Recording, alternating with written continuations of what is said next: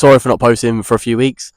I've gone through one of them mental blocks that I've discussed before, where I would love to make videos every single day, 3 times a day, 4 times a day. It would be my dream really to just sit in the woods, sit in the park, sit on the grass, and just talk about my life, my thinking, and guiding and direction for others. But unfortunately, life gets in the way, and it has. However, this week, it finally got in the way in a way I wanted it to get in the way. In the fact that after 9 months, I finally saw my friends again. And when I say this, I don't just mean like, oh, what, was you on your own? No, I've been at home. I've been at home. I've been in the gym. I've been looking for work. I've been looking after my health, improving my body, my physique, the aesthetic, strength, mentals, through my videos for 6 months.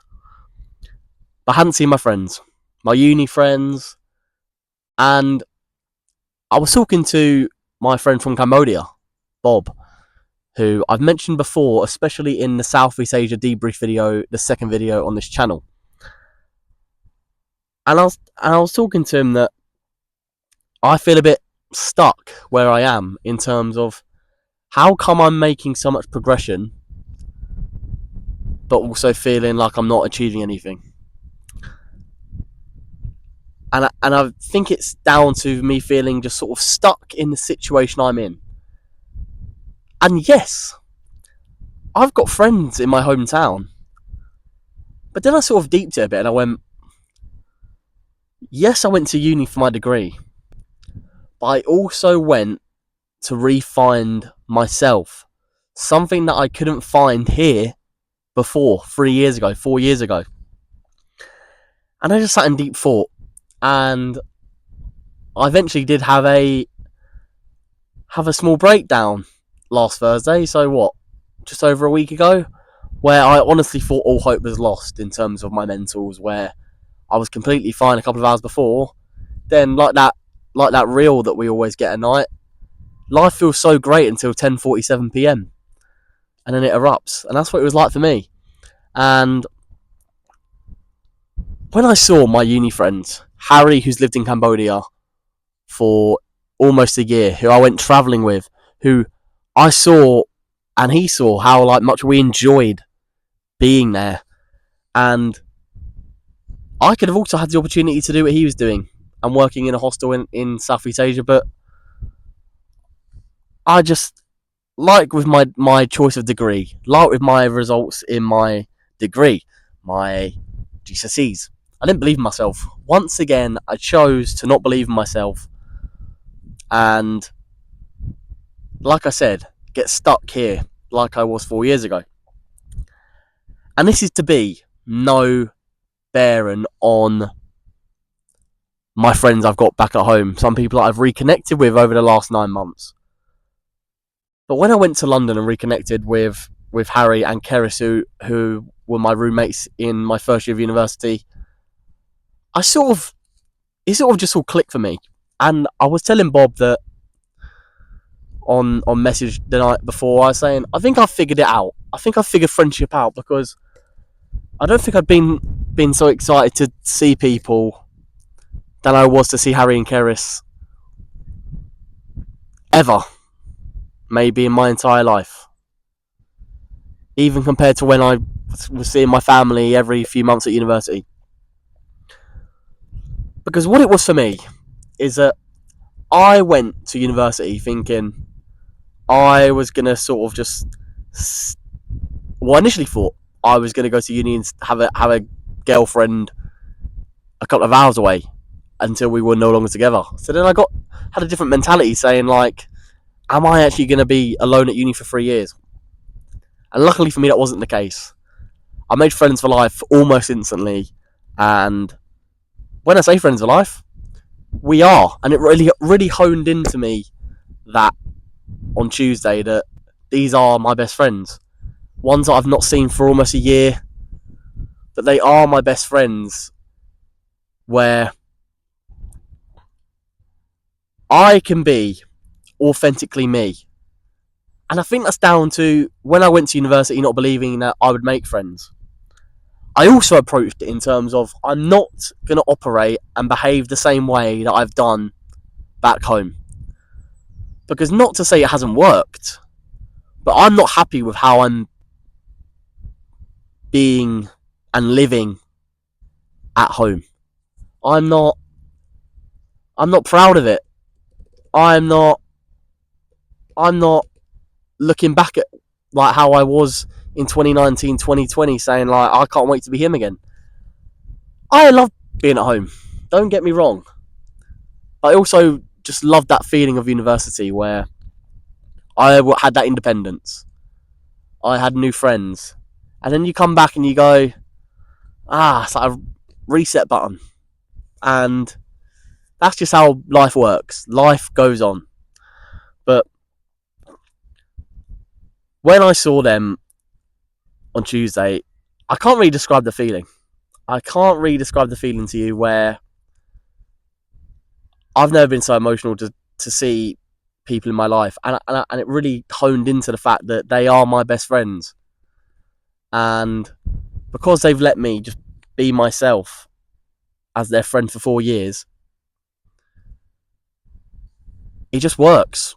We can sit in silence. We have so many stories to tell because there's 3 of us.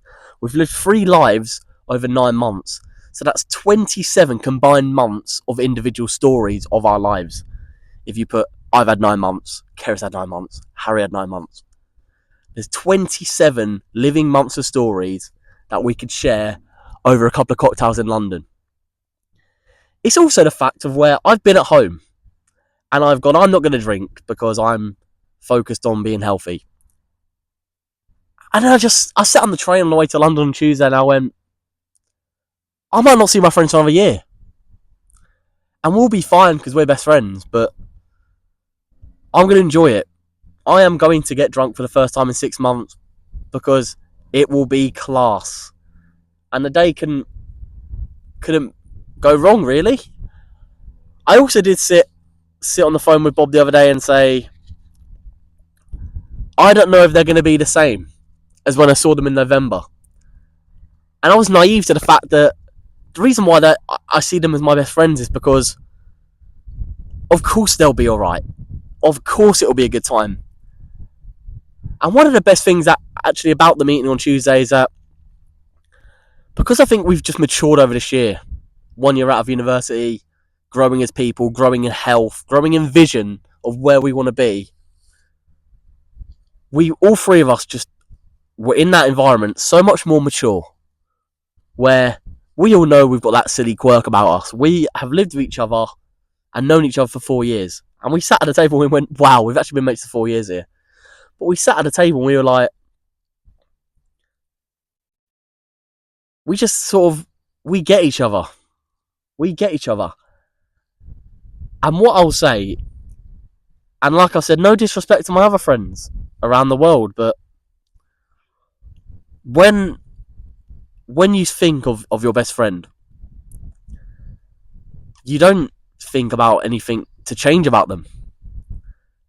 And when I saw them, when I was talking to them, I just sort of sat there and I was just thinking in my head, I didn't tell them this either, which I should have done, but I was just sat there thinking like, I'm actually so proud of you guys. Harry's worked in Cambodia now for 9 months. And he's been away from family, which I probably couldn't do. And Keris has been grinding, getting her money and making a plan for her career off the back of her degree. And I've maybe gone a different route where I haven't achieved everything I want to achieve. I haven't got the clear plan. I'm just sort of trying to get on my back on my feet after university.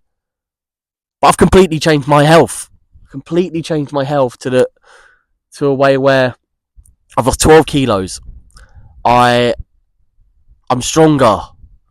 My mentals are so right now. Apart from when I have that slight breakdown, but that is life. That happens. But we've all gone down different paths and I'm proud of them. And I'm also proud of myself for just having that having that thought. But like I said, when I saw them, there's nothing I would change about them. And I made a video in June saying, what is the true measure of friendship? And it's about people sort of showing up. It's about people sort of making the effort. And whilst, yes, Harry is on the UK World Tour, where he's trying to sort of see everyone that he likes over the 2 weeks of him being home back from Cambodia before, no doubt he goes back up there for a year. I'm just happy he chose to see me, because I texted him after I left him as well, and I texted him and said, guys, I really needed that today. I really needed to see you guys, not because my mentals aren't together, but just because, like, I think I needed that sort of emotional closure that a lot of people look for in the end of a relationship. And ours is not going to end, but I just needed it as their friend, because I had not seen them for 9 months. And they are my best friends. Ones I relate the most to. Ones that have seen me grow into the individual that I am now, but also not the version I am now. So it was good for me and good for them, for us to all share where we're at now. Because we are all just more mature. And I was like, this is what I want in a friendship. And I'm happy we've now got to this stage where we are. And we had the chat saying, like, we are going to put more effort into reach out to each other, to plan to see each other. And when Harry said to me he's going to stay in Asia for another year, it also it unlocked something in me, and not the demon. It unlocked something in me that I'm going to work so hard to get money, to create my life plan, so that I can travel again, that I can go out to the hostel that he's recently been a part of opening up, that when we went travelling to Cambodia did not exist. So it'll be another new place to visit. Obviously, he works there, so he could get me some deals. And then we could potentially travel somewhere else, or I could travel somewhere else, and I could even bring some other friends. And I can bring everyone together, because that's what life's all about. And he asks me this every day as well, Bob. He goes, Ben, when are you coming back to Asia? And I go, one day. But what really unlocks me on Tuesday was like, why do I keep saying one day instead of a certain date? If I work hard, if I get my money, if I book something, my reply can be given to an actual date rather than one day, soon. And like I said, what is the true measure of friendship? I might have a new definition to what I had before, because I think true friendship is when you just don't have to change anything about anyone. When you're happy with where they are in terms of distance, thoughts, care, comfort, and also that we are all capable of doing life alone, going a long time without seeing each other. Because when we eventually then come back together as a trio, as a bigger group with the rest of the uni lot, in 6 months, a year, 2 years, who knows? Who knows? We are going to make more effort, but we don't know what's going to happen tomorrow. We don't know. But what I do know is that I really just I sat on the train home, and my train was busy, and I was really upset that I was now not going to see them again for a while. And I held back the tears because I was on a busy train, and maybe I shouldn't. Maybe I should have been vulnerable. But like I said, it's unlocked something in me where if I keep working hard, I'll be able to see them again, because they're my best friends. And what am I really doing this all for? What am I really doing this all for if my progress can't be shared with others? If my vision can't be shared with others? If my love, care, and enjoyment can't be shared with others? And if, yes, I might want to solo travel, why can't I solo travel to my friend's hostel? So that's the plan this year. I'm so grateful for this week where I've just I had that down period, and I've got back on my feet, and I've never been more driven in my life to sort of get to where I want to be.